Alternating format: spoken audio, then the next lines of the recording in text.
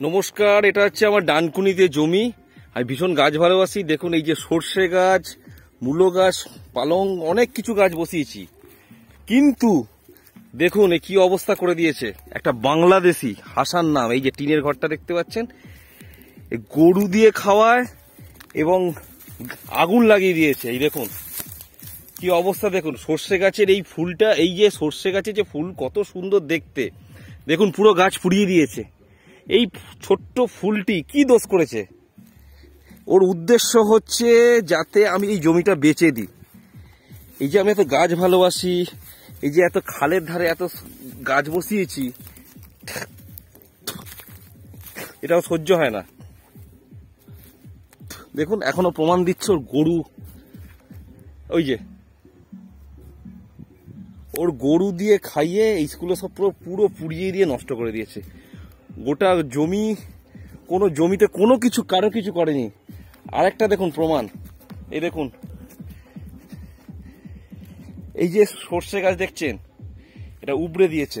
এই যে আমি যদি বাঁচানো যায়, আমি ওই জন্যে একটু জলে ফেলে রেখেছি যদি একে বাঁচানো যায়, কিন্তু জানি না বাঁচানো সম্ভব কিনা। এইভাবে দেখুন ভারতে এসে কিভাবে অত্যাচার করছে। আপনারা কেউ যদি এই বিষয়ে হেল্প চান, আমি আপনার তথ্য দিতে পারি, কারণ ও মাঝখানে খুব ধরেছিল পাসপোর্ট বানিয়ে দেওয়ার জন্য বাংলাদেশ যাওয়ার।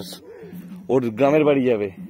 ওর 3টে বিয়ে, দুটো পক্ষ ওপারে রেখে এসছে, আর এই পক্ষ এখানে ইন্ডিয়াতে 4 মেয়ে। এরা এসে কিভাবে বংশবৃদ্ধি করে যাচ্ছে। এটা সেই শুয়োর যেভাবে বংশবৃদ্ধি করে, এইভাবে আমাদের এখানে বংশবৃদ্ধি করে, এবং আমাদের এখানে হিন্দু মুসলিম যে সম্প্রীতি ছিল আগে, সেটাকে নষ্ট করে দিয়েছে। কারণ যেহেতু এদের জন্য যারা অরিজিনাল ভারতীয় মুসলিম, তারা কিন্তু ক্ষতিগ্রস্ত হচ্ছে। কারণ আগের মতো আমরা আর তাদেরকে বিশ্বাস করতে পারছি না। এদেরকে সবাই মিলে শায়েস্তা করা উচিত। দেখুন কি অবস্থা করে দিয়েছে।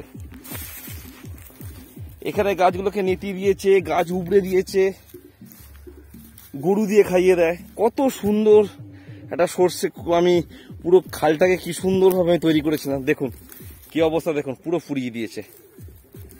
এই যে ইস, গাছগুলোকে দেখলেই আমার মায়া লাগছে।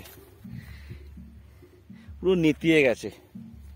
জল দিয়েও মনে হয় না খুব বেশি কিছু হবে বলে। ইস।